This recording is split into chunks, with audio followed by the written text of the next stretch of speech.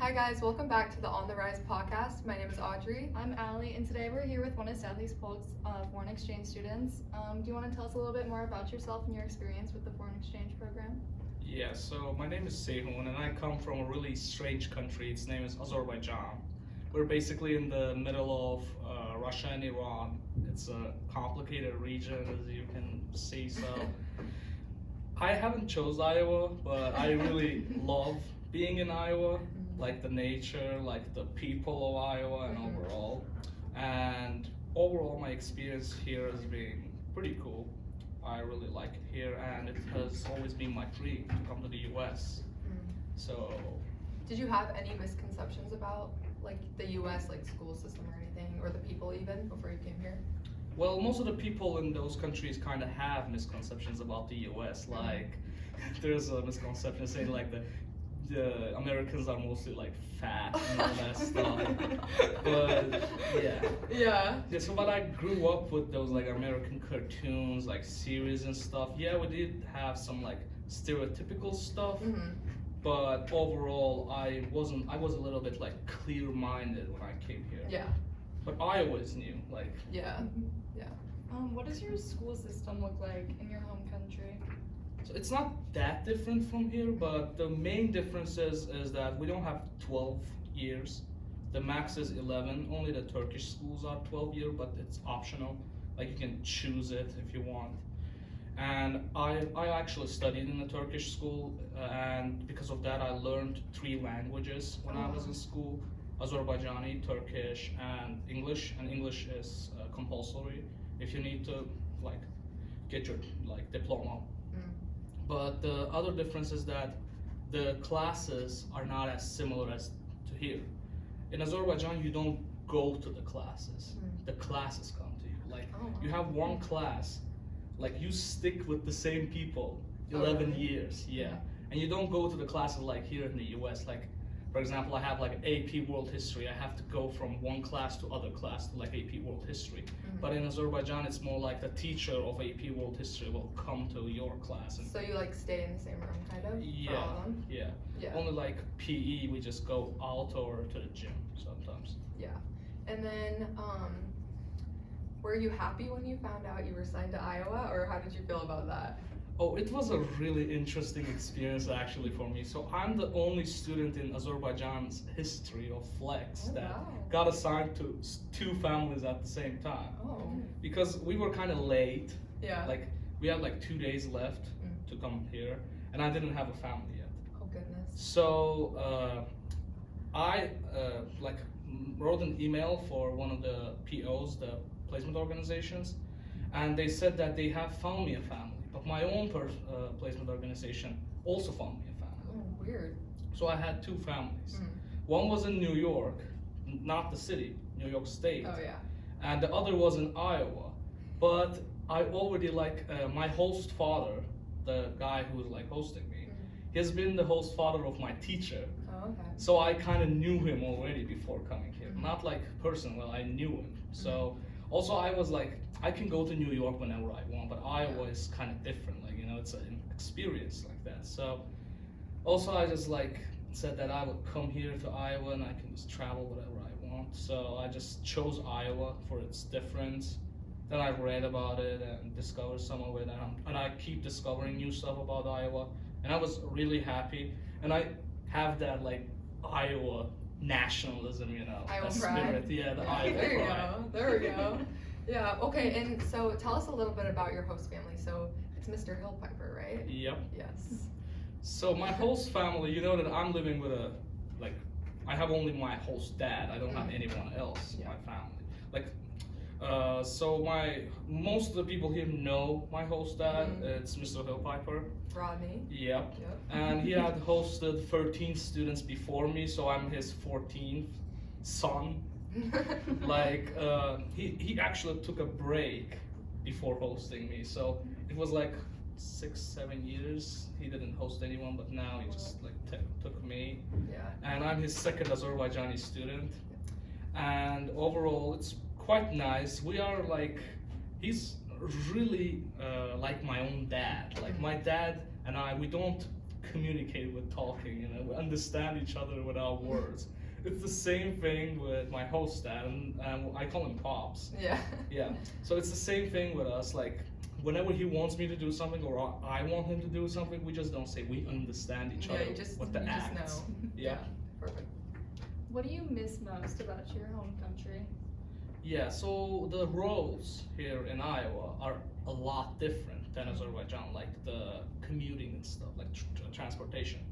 So in Azerbaijan, I had the freedom of transportation overall, because I had my dad's car and we had the subway system, the metro. So I could just like, Baku, the city where I'm from, is huge.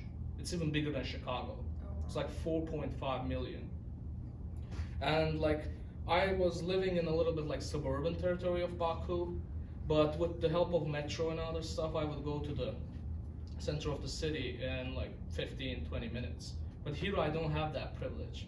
I have to either ask my friends to give me a ride, or just don't go, or ask my host dad or other like elder person to give me a ride for that. Yeah. And do you guys drive on the left side of the road there? No, it's only the British countryside. Oh, so it is, right? Okay. That's my misconception. Yeah. Okay, and then are there any like weird American traditions or anything that you found Weird about tradition. America? I don't know if it's like weird, but so first thing when I came to America was that, so we went to Washington DC first. Oh, nice. We were staying there in a hotel, and my friend and I, we went to the dispensary to get some Coke. And we went there and we're just pushing the buttons and it's not working. So we were like, why is it not working? We went to one of the guys who was working at there and we were like, the machine is not working, it's not giving us Coke. And he was like, in America, you pay first, then you get like the, for example, the machines. Because if somebody didn't pay first, they would steal stuff. Yeah. And it was kind of like different for us because in Azerbaijan, you have to select first, then you pay in those machines.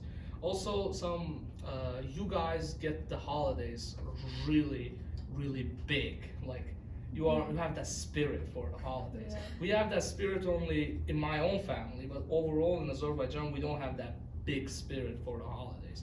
It's only in like people who just go to the center of the city, hang out, take some pictures, done. They don't do like huge celebrations or like family events most of the time. Yeah. It's mostly the families who are like a little bit like rooted, you know. But my dad, he's a really interesting person when it comes to that. He's like celebrating every holiday that he can find. Yeah. Like so, in like the Christmas period, we do Christmas, we do Hanukkah, we do the New Year, we do Russian Christmas at the like 4 Christmases at the same time. That's kind of nice. Yeah, that is. Yeah. So can you tell us like a little bit more about the culture? It's Azerbaijan. Yeah, Is that right? Azerbaijan. Can you tell us a little bit about like the culture and the religions there? Yeah, of course. So Azerbaijan is a really different country than others like in that region, because you can see that we are surrounded by 2 big countries which are pretty radical to our ideas, which is Russia and Iran. And we have other neighbors too. We have Armenia, Georgia, and Turkey. We have a little border with Turkey, but Turkey. And Azerbaijan is closer to Turkey and Georgia than the other 2 countries, relationship-wise. And we have lots of ethnic groups in our country. We have all the other people stuff. So we have like Azerbaijanis, we have the Talish people, my mom is a Talish. We have the Lezgis, we have Turks, we have Armenians, we have Georgians and Russians. And we have a huge population of Jewish people in Uba. And Azerbaijan is a country which we became this really tolerant country early on in the history.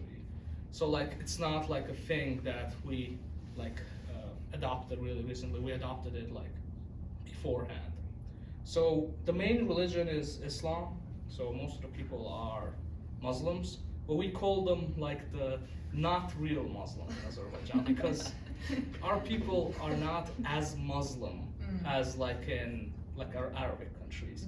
They drink, they smoke, they do like clubbing and stuff. They don't care. They're just like, they love to have fun. Yeah. And it's just because of some people would say that it's the influence of Russia, because we were occupied by Russia 2 times, one by the Russian Empire and the other by Soviets. But we had an educational revolution in the 1800s, which brought us the ideas of education and freedom of speech and all that stuff. Even though right now we are not that good at freedom of speech. So like overall we're a really tolerant country.